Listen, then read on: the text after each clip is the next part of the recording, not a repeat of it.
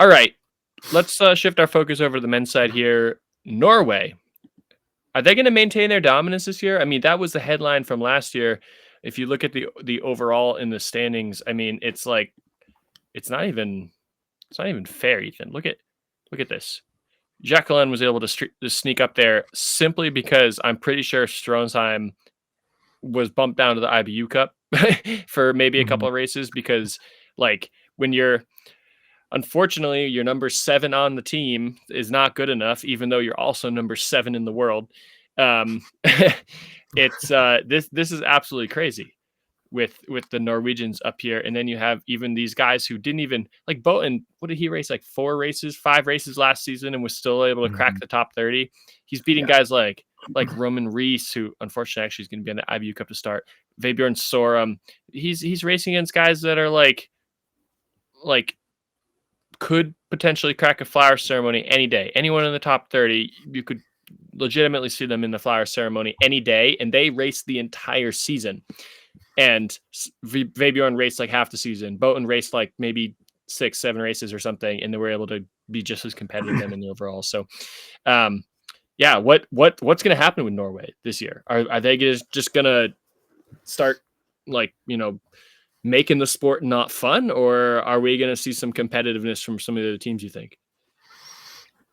I think based on last season, and then based on watching the preseason races in Sushin, they all looked super competitive and close to each other. It wasn't like one or two of them was well and above better than the rest.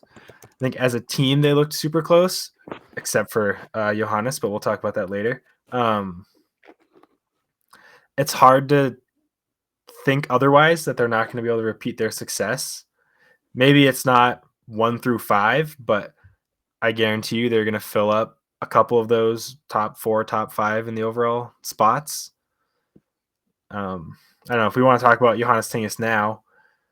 He did not look good at all in those Sushin races, but seems like he does something similar every year where he, struggles in the preseason races and on the roller skis over the summer, but then come World Cup season, just absolutely crushes it.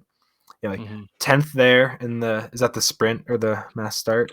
Yeah, this is the sprint from Shushin. Sprint. Let's see. I think we can. Oops, we can find the results. Here's the mass start. Who even knows what place he was in the mass start? He was so far back. He's not I even on honestly this don't list. even. I think he was like 16th ish. I was just about to say. I think he was like 16th or 15th. So here's the mass Yeah, start. Yeah, he's not even on here. yeah. It was like getting beat by juniors and Norwegians that are on the IBU Cup, like Isak Fry. But I have no doubts in my mind that when the World Cup season starts, he'll be on it, ready to go, back to the usual Johannes that we've seen for the past couple of years. Maybe he's not quite as dominant, but I think as a whole, the Norwegian team will probably just do more of the same on the men's side. I don't know. What do you think? Yeah, and I'm thinking about this. I'm looking at. Well, I guess there's two things I want to say, and I'll go back to big screen for this. But first one is, remember last year in Shushin when Germany absolutely got their SHIT rocked in Shushin, and everyone on Reddit and everyone on Twitter was like, "Oh, Norway's done. Their season's over. Don't even try. They just got clapped," and they looked like absolute garbage. I'm not gonna like they. It was. I would have been so worried if I was the German team.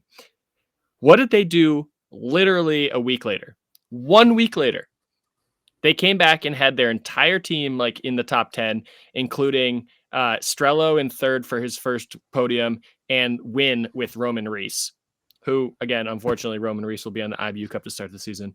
But like, my point here is you cannot put any weight into these season openers in Shushin for Sweden and Idre, whatever other results you see out there. It's the first race. I mean, athletes need to shake the rust off. It's doing a race is different than doing intervals.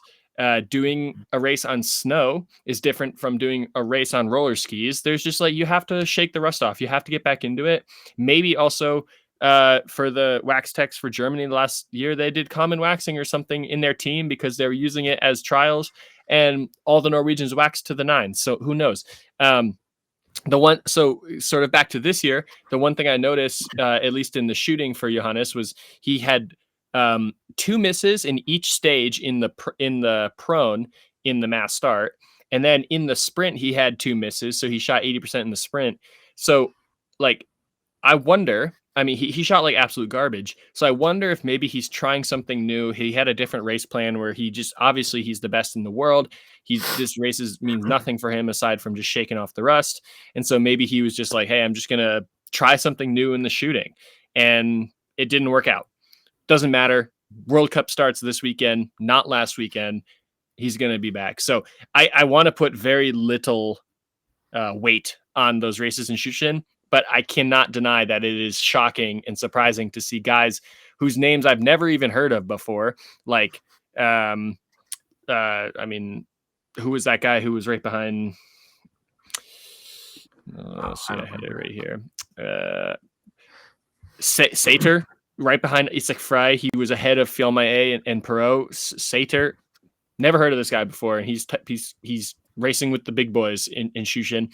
So it is surprising, like you said, to see Bo behind the juniors and some of these other guys. So yeah, that's really all I have to say about that. But I think in terms of like the big picture, is Norway going to dominate?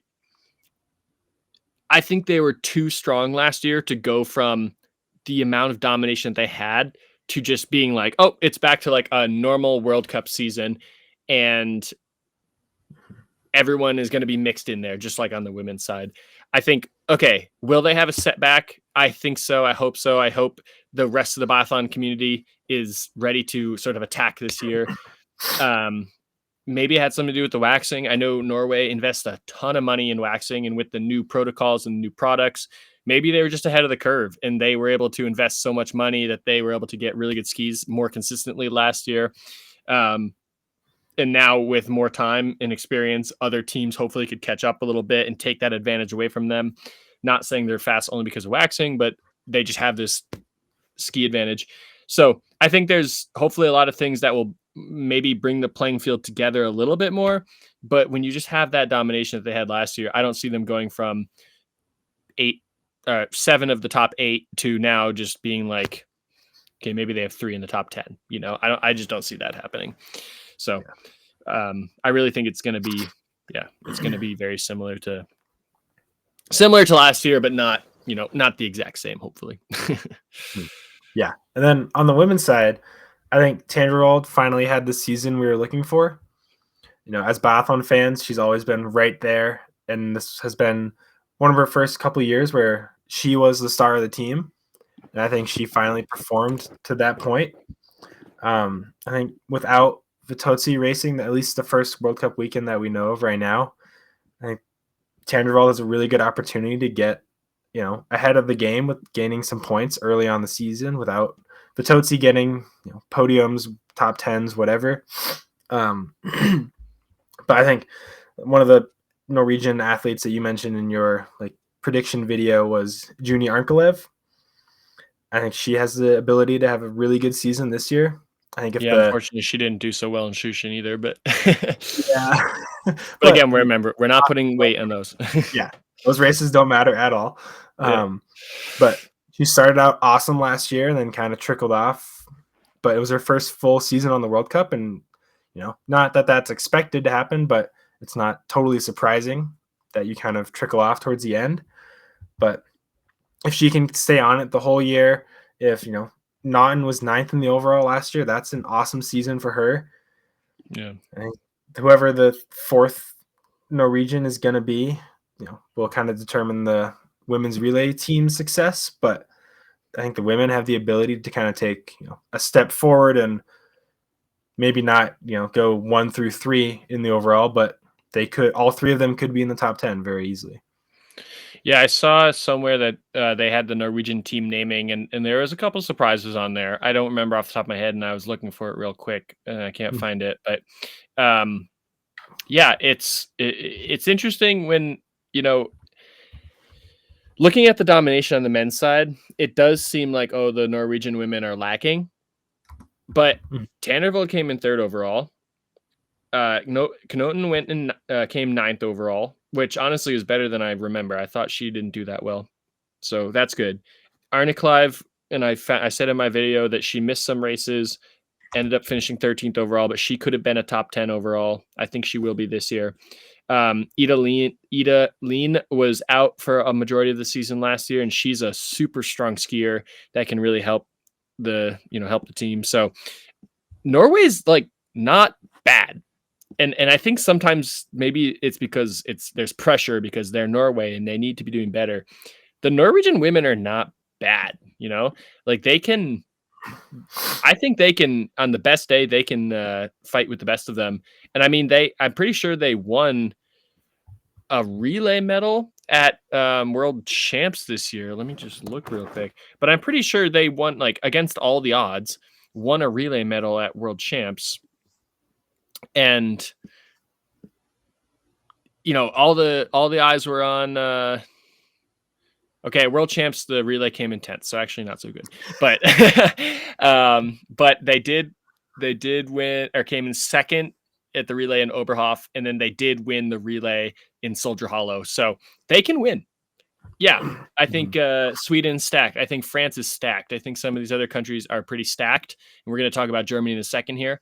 But they can win. They have what it takes. And also, remember the relay that they won in Soldier Hollow was with Idalene, who was out for a lot of the season. Yeah. So when they put their best on the line, Arnkalive, Ian, Lean, Knoten, and Tandervold, they are among the best. So yeah, I think Norwegian women are going to be awesome this year. But speaking of women, let's move on here, because I think we got a really interesting topic coming up here.